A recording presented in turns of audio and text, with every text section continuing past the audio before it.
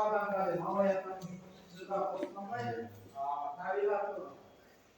Adının tabiatının sayesinde olduran bu gürgütçü yani, bu tabiatı. Gürgüt'ten kiyim komağa devatayımız, derecek bir arayı bağlanır, şuna gibi. Yani hanımlayla, kulaktan cilgide gürgütçü olsaydı gibi. Kandırılsa ikinci cilginin önümüz sınıf avlattığı canından soğuk gözünü olsaydı, Makki varlığı şartlarından soğuk gözünü istedik. Bu енді Ақкөл Жайма деген жер бар, бізде Екібастұздың маржарында, Естай Бершібайұлының туған жеріміз. Достар, білмейді, жаңа хабарландым. Әрбір сөз бәрі маңызды, тыңдап қойын. Сондықтан бәріміз Ақкөл Жайма деген жер бар, Екібастұздың маржарында, сонда Иса Бегишан атамыздың жатқан жері. Бұл енді Батқайық, Сайтан қайық деп екі атаумен аталады.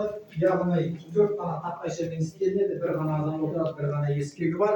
Мынау 28 жылдар жылдары кездерінде басталған кезде осы қайықпенен балық аулау арқылы сол көлдің адамдарын аштан қалған деседі.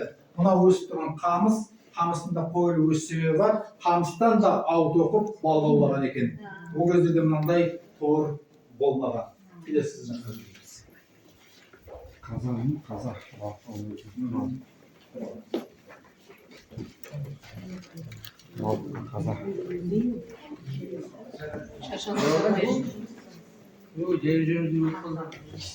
Қаракерей Қабанбай, Қанжығалы Бөгенбай, Шақыраш, Наурызбай, Шақшағұлы, Жәнібек Өңкей батыр жиналып, жарлықты салды хан Абылай дейді.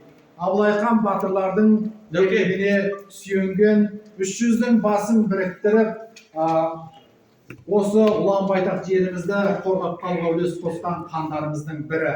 Яғни Абылай ханның ақылшысы, кеңесшісі Бұқар жырау Қалқаманұлы бабамыз. Бұл кісі қартайған шағында Баянауылды келіп мекен еткен, қайтыс болғаннан кейін жерленген жері Қарағанды менен Баянауылдың арасынан алыс емес жерде бұл кісінің кесенесі бар.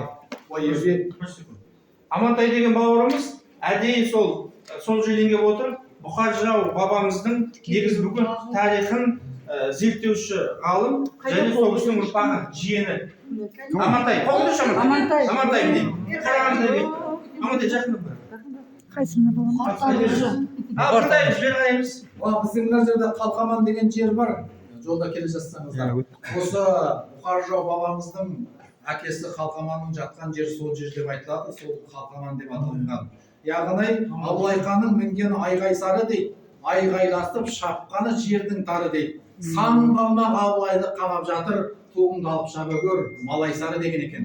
Бұл Абылай ханның қасиетті ақтуы. Яғни қасиетті ақтуында 3 жолақ таңға белгіленген. Бірінші жолында ұлы жүздің таңбасы, екінші жолында орта жүздің таңбасы, үшінші жолында кіші жүздің таңбасы. Мінекей, әрбір жорыққа шыққан кезде Абылай хан өзінің сенімді баһадүр қайсар батырларына туын сеніммен тапсырып беріп отырған екен. Ұшақ ұшқамыздың қанат қалатын шапшысатын, тұлпарларын тұяқ тозатын осынау ұланғай даламызды біздің баһадүр батыр барымыз 5 қана қаруменен қорғап қалған. 5 қаруға не жатады? Шашақ найза, қайқы қылыш, садақ, шоқпар, айбалта жатады. Ал қалқан болғанда ол қорғаныс құралы ретінде қолданған. Жан алысып, жан берісіп, осылай ұлан байтақ даламызды қорғау үшін болашақ ұрпағына осындай аманат етіп, ұлан ғайырлы даласын қалдыру үшін түн ұйқысын 4 бөліп, ұйқысыз түндерді өткізіп, талай жорықтарда шайқасып, ерлікпенен қорғап қалған біздің бабаларымызға басымызды иеміз.